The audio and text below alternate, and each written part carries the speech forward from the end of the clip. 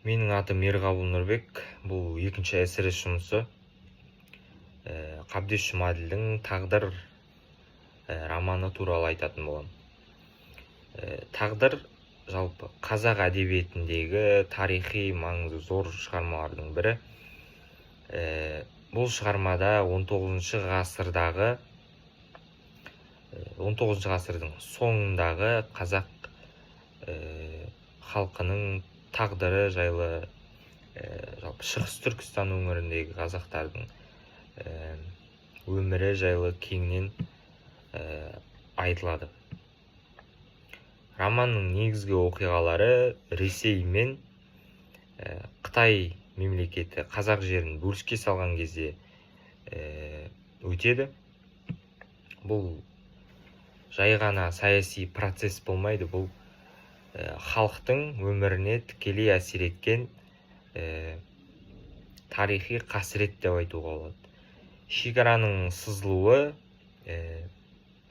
тек географиялық бөлініс емес, сонымен қатар ол адамдардың тағдырына, жалпы қазақтардың тағдырына үлкен ауыр соққы болады.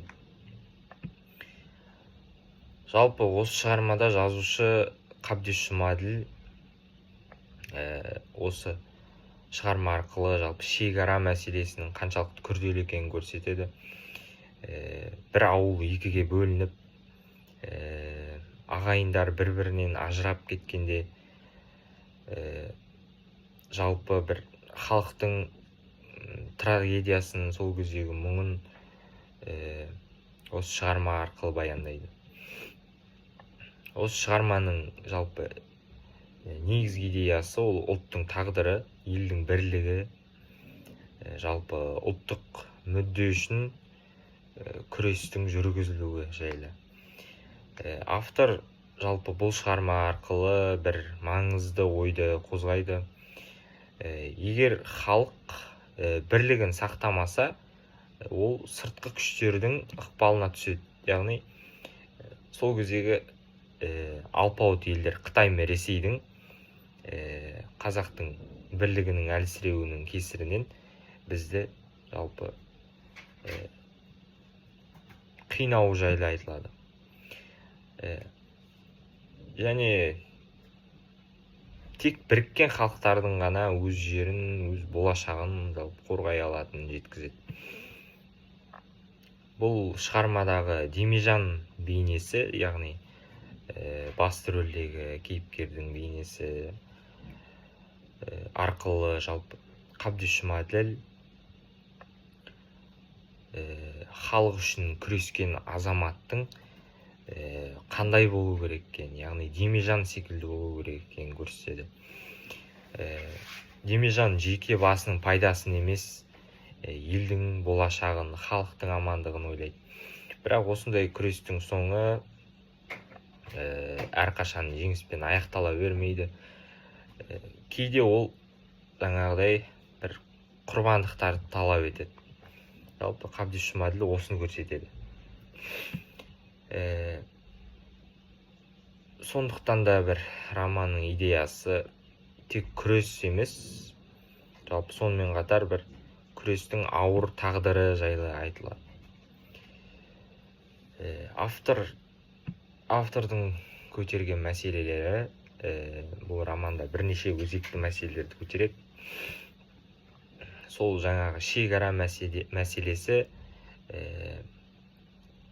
халық үшін трагедия болады. Бұл жағдай ағайындардың арасына жік салып, халықтың бірлігін әлсіретеді. Екіншіден, сол отаршылдық саясат мәселесі. Ресей мен Қытай империялары өз мүдделерін ғана ойлайды, және жергілікті халықтың жағдайын ескермейді. Қазақтар өз жерінде отырып, жер мен судан айырылады, өте қатты сол Қытай мен Ресейден қысым көреді. Үшіншіден, ұлттық мүдде мәселесі. Ұлттық мүдде, яғни романда ел мен жердің тұтастығы басты орынға қойылады. Автор халықтың болашағын болашақ үшін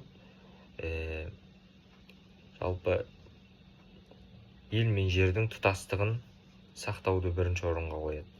Төртіншіден, әлеуметтік теңсіздік, яғни сол кезде Қытай, жаңағы Ресей халықтарының азаматтарына көбірек артықшылық берді. Соның кесірінен жалпы қазақтардың құқықтары тапталды. Яғни бұл қазақ халқының ашу ызасын тудырды сол кезде, және әділетсіздікті халық жалпы көтере алмады. Және бесіншіден, бұл шығармада жалпы ең маңызды заттардың бірі ол адамгершілік мәселесі қозғалады. Романда жалпы ұлтжандылыққа, адалдыққа, қайырымдылыққа жаңағы тәрбиелейді. Бірақ сонымен қатар сатқындық пен опасыздық жайлы да айтылады, және ол қасиеттер қатты сыналады шығармада. Төртінші, ол бізде жалпы шығармадағы кейіпкерлердің бейнесі. Шығармада енді бізде ең басты кейіпкер ол Демежан. Ол тарихи тұлға және халық үшін күрескен мықты қайраткер. Ол әділ болады, батыл және намысшыл адам ретінде осы шығармада бейнеленеді. Демежан елдің мүддесін қорғап, әділетсіздікке қарсы шығады. Бірақ оның тағдыры жалпы қуанышты аяқталмайды.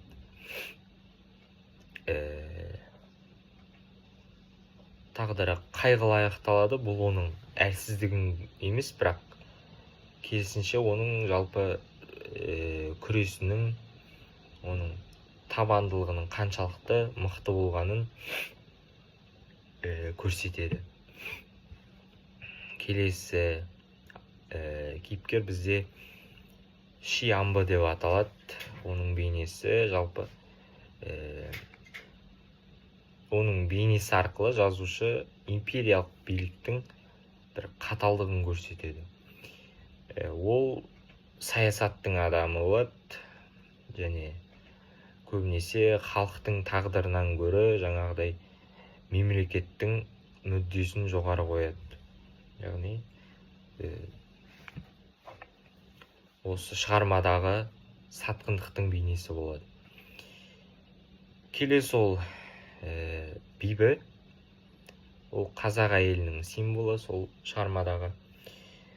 Ол адал және сабырлы, күйеуіне тірек бола білген адам. Оның қайғысы арқылы оқырман жалпы Демежанның тағдырын тереңірек сезінеді. Және сонымен қатар романда бір халықтың өзі де жалпы сол кездегі қазақ халқы да бір кейіпкер сияқты көрінеді. Кейде халық бірлікті көрсетсе, кейде шашыраңқы болып, жаңағыдай алауыздыққа бой алдырып жатады. Жаңағы бұл да енді бір автордың өмірдің шындығының, жалпы өмір шындығын көрсеткеннің белгісі деп ойлаймын. Енді маған ұнаған үзінділер жайлы айтатын болсақ, бірінші ол Қалиханның туған жерімен қоштасқан сәті. Бұл енді өте аянышты көріністердің бірі сол шығармадағы. Қалиханның жалпы туған жерін артқа тастап кетуге мәжбүр болған сәті бүкіл халықтың сол кездегі тағдырын көрсетеді. Оның жалпы туған жерге деген махаббаты, бала күннен қалған енді өзеніне, әр төбесіне сол соңғы рет қарауы өте аянышты болады сол кезде. Жалпы бұл үзінділерден туған жерден алыстап кетудің қандай ауыр екенін білуге болады. Келесі үзінді ол сол Демежанның әділдік жолындағы күресі. Демежан жалпы романдағы мен үшін ең маңызды рухани бейнелердің бірі. Оның әділетсіздікке қарсы күресі, жалпы әділетсіздікке қарсы тік тұруы, қарапайым халықтың құқығын қорғауы мен жаңағыдай қарапайым халықтың құқығын қорғауы маған қатты әсер берді. Мысалы, Демежан ол қазақтың батыр, әділ және қайсар тұлғасы деп айтсақ болады. Кейін тағы да үзінді келтірсем, ол қазақтардың сол кезде екіге бөлініп, бір бөлігінің шекара асуы бұл романның бір ең жан ауыртатын тұсы. Бір халықтың екіге бөлініп, бір жағы Қазақстанда, бір жағы Қытайда қалып, осылай қазақтардың бөлінуі бұл өте ауыр жағдай. Ол кезде талай отбасылар бөлініп кетті. Мысалы, қаншама туыс-туғандар бір-бірінен ажырап кетті. Жалпы бұл көрініс енді өте сол кездегі енді қиыншылықты білдіреді. Келесі, жалпы осы шығарманы қорытындылайтын болсақ, Тағдыр романы ол қазақ халқының ауыр тарихын бейнелейді. Бір ұлттық сананы, қазіргі таңда өшіп бара жатқан бір ұлттық сананы оятатын бір шығарма. Менің ойымша бұл шығарманы әр қазақ оқу керек. Бұл жалпы жастарды патриотизмге баулайтын шығарма деп ойлаймын. Бұл роман арқылы жалпы біз өткен тарихымызды түсінеміз. Халықтың, жалпы біздің ата-бабаларымыздың қандай қиын жағдайда, қиын кезеңдерді кешкенін көреміз. Жалпы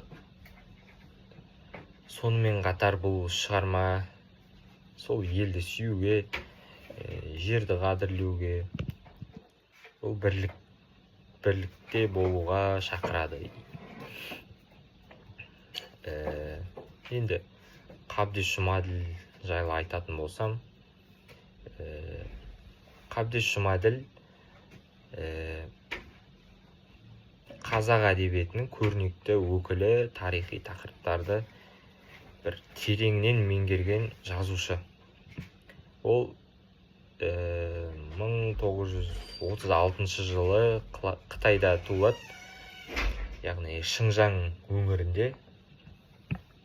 Балалық шағы шекара сыртында өткендіктен, жалпы ол қазақтардың тағдырын екі түрлі жүйеде көріп өсті, яғни ол Қытайдағы қазақтармен бірге өсті. Жалпы және осы жағдай оның шығармаларында бір үлкен әсер етеді. Ол жастайынан білімге құштар болады. Жалпы Қабдеш Жұмаділ Алматыда университетте оқыған, бірақ сол кездегі саяси жағдайға байланысты Қытайға қайта жіберілген және қиын кезеңдерде сол кезде бастан кешірген. Одан кейін оны 1962 жылы тарихи көшпен Қазақстанға оралтады, және бұл оның өміріндегі жалпы маңызды оқиғалардың, маңызды кезеңдердің бірі, және осы кезде осы Тағдыр шығармасын жазып бастайды. Жазушы жалпы өзінің шығармаларында Қабдеш Жұмаділ көбінесе шекара мәселесін, жаңағыдай Қытайдағы қазақтардың мәселесін және көші-қонның, жалпы бір елден басқа елге көшудің қаншалықты қиын екенін, қазақ халқының қандай қиындықтарды бастан кешіргенін өз шығармаларында айтады. Оның ең басты шығармаларының бірі барлығымызға белгілі Дарабоз, Тағдыр және Соңғы көш деп аталады. Қабдеш Жұмаділ жалпы ол тек жазушы ғана емес, сондай-ақ халықтың жанашыры, және ол өз шығармалары арқылы қазақ халқының тарихын, қайғысын, арманын жеткізе білген бірден бір тұлға, және оның еңбектері үшін, өзінің еңбектері үшін ол көптеген жетістіктерге қол жеткізген. Мысалы, Мұхтар Әуезов атындағы сыйлыққа, Абай атындағы мемлекеттік сыйлықтарға, яғни қол жеткізген. Жазушының басты ерекшелігі және де оның бір шынайылығы, ол жалпы өмірді, сол кезде өзінің басынан кешірген оқиғаларды еш боямасыз оқырманға ұсынады. Бұл оның бір басты артықшылықтарының бірі. Және Қабдеш Жұмаділ қорытындылай айтқан кезде ол қазақ халқының тағдырын, тауқыметін көркем әдебиет арқылы жеткізген ұлы жазушы. Енді келесі тақырып сол жылдардағы және жалпы 20 ғасырдағы қазақ әдебиеті туралы. Бірінші 1920 жылдардағы қазақ әдебиеті. Бұл кезең жалпы кеңестік дәуірмен өте тығыз байланысты болады. Және де әдебиеттің негізгі бағыты ретінде жалпы социалистік реализм қалыптасады. Және бұл бағыт жазушылардың өмірді бір социалистік қоғам тұрғысынан бейнелеуді талап етеді. Яғни шығармаларда жаңа қоғам құру, бір еңбекқор, адал адамдар басты кейіпкерге енеді, және де бай адамдар, бір жаңағы әлеуметтік жағдай жоғары адамдар, яғни қарсы, яғни жаман кейіпкерге айналады. Бұл кезеңде жалпы әдебиет тек өнер емес, сонымен қатар бір идеологияның құралы болады. Жазушылар бір қоғамды тәрбиелеу, кеңес үкіметінің жетістіктерін көрсету міндетін атқарады. Яғни өзінің шығармаларында көбінесе жалпы өзінің ойын ғана емес, сонымен қатар осы кеңестік идеологияны қатты ұстанады. Яғни оларға осылай жасау керек болады сол кезде. Сондықтан шығармаларда көбіне колхоз, завод, жаңағы еңбек адамдары туралы тақырыптар көбінесе жиі қолданылады. Бірақ бұл кезең өте ауыр тарихи оқиғалармен де ерекшеленеді. Мысалы, 1930 жылдарда аштық және де соғыс деген сияқты. Және 30 жылдары көптеген қазақ зиялылары қуғын-сүргінге ұшырайды. Сәкен Сейфуллин, Ілияс Жансүгіров, Бейімбет Майлин сияқты. Жалпы бұл қазақ әдебиетіне бір өте үлкен зиян алып келеді. Бірақ оған қарамастан әдебиет дамуын тоқтатпайды. Одан кейін бұл кезеңде жалпы Мұхтар Әуезов бір ерекше орын алады. Ол Абай жолы романын жазу арқылы қазақ әдебиетін бір әлемдік деңгейге көтереді. Сонымен қатар бұл шығармада жалпы қазақ халқының бір тұрмыс тіршілігі, сол кездегі мәдениеті, салт дәстүрлері, тарихы жайлы тереңінен қозғалады. Кейін Ғабит Мүсірепов, Ғабиден Мұстафин сияқты жазушылар, олар да бір әдебиетке үлкен бір үлес қосады. Олар ауылдың өмірін, бір еңбек адамы, яғни бір қоғамдағы бір өзгерістерді сонымен қатар бейнелейді. Және бұл кезде жазушылар көбінесе цензураға тап болады, яғни барлығын дәлме-дәл жайып салуға болмайды, яғни бір кеңестік социализмге қатысты бір цензуралардан өтуге мәжбүр болады. Одан кейін 1960 және 90 жылдардағы қазақ әдебиетін айтатын болсақ, бұл кезең қазақ әдебиетінің бір жаңа деңгейге шыққан, кемелденген кезі болады. Жазушылар бұрынғыдан қарағанда бір өздерінің ойларын еркін айтатын болып бастайды. Яғни ұлттық тақырыптарды бір жалпы намыс, рух деген сияқты тақырыптарды көбінен кеңінен көтере бастайды. Және осы кезеңдерде Ілияс Есенберлин, Әбіш Кекілбаев және де Оралхан Бөкей, Қабдеш Жұмаділ сияқты авторлар әдебиетке келеді.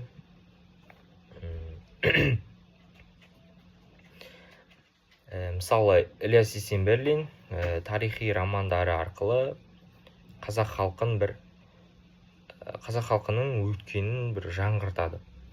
Оның шығармалары халықтың тарихи және де саяси бір санасын оятуға үлкен әсер етеді. Одан кейін Әбіш Кекілбаев туралы айтатын болсақ, Әбіш Кекілбаев шығармаларында бір философиялық тереңдік байқалады. Ол адам мен қоғам, тарих пен уақыт секілді мәселелерді бір тереңінен талдауға тырысады. Одан кейін тағдыр шығармасы, жаңа айтып кеткеніміз ұлттық шекара мәселесі, яғни қазақ халқының көші-қон мәселесін кеңінен айтады. Жалпы бұл кезеңде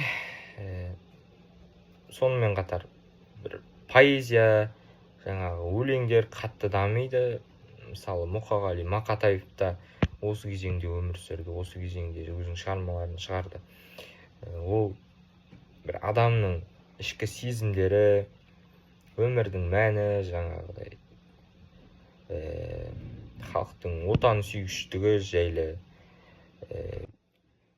және де Фариза Оңғарсынова әйел тағдырын, қоғам мәселелерін сол кездегі жырлайды. Және де Олжас Сүлейменов, оны айтатын болсақ, ол шығармаларында көбінесе тарихи және әлеуметтік мәселелерді көтереді. Жалпы бұл кезеңнің бір басты ерекшелігі ол әдебиет ұлттық сананы қалыптастыратын бір күшке айналады. Яғни жазушылар халықтың тарихын, болмысын, рухын терең бейнелейді. Енді Қазақстанның жазушылары, жалпы халық жазушылары жайлы айтатын болсақ, бұл атақ әдебиетке үлкен үлес қосқан тұлғаларға беріледі. Олар қазақ әдебиетінің дамуына ерекше ықпал етті. Мысалға, олардың қатарында Мұхтар Әуезов, Ғабит Мүсірепов, Ғабиден Мұстафин, Әбіш Кекілбаев және де Қабдеш Жұмаділ бар.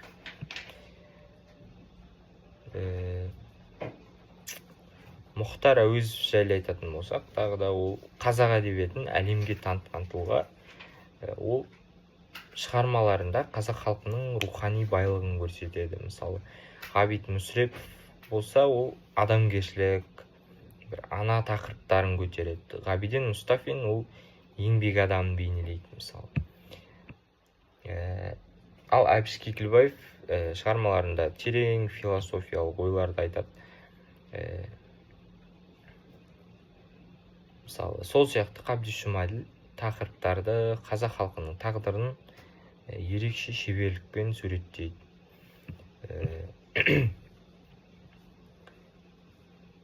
Мысалы,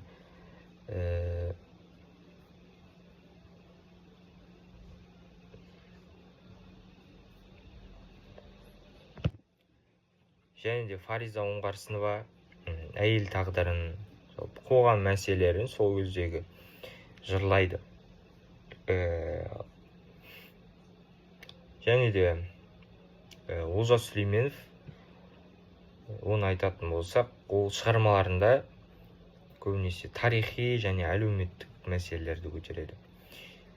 Жалпы, бұл кезең бір басты ерекшелігі ол әдебиет ұлттық сананы қалыптастыратын бір күшке айналады.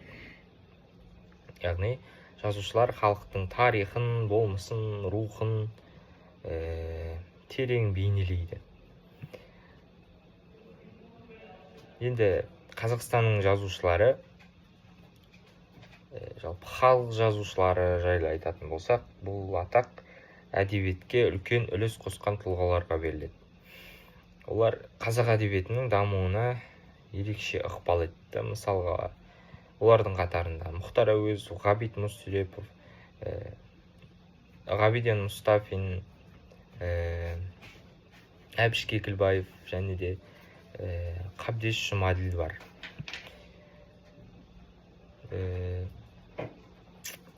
Мұхтар Әуезов жайлы айтатын болсақ, тағы да ол қазақ әдебиетін әлемге танытқан тұлға.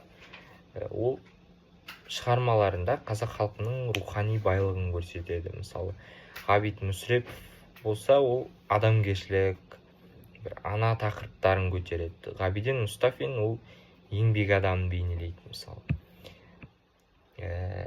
Ал Әбіш Кекілбаев шығармаларында терең философиялық ойларды айтады.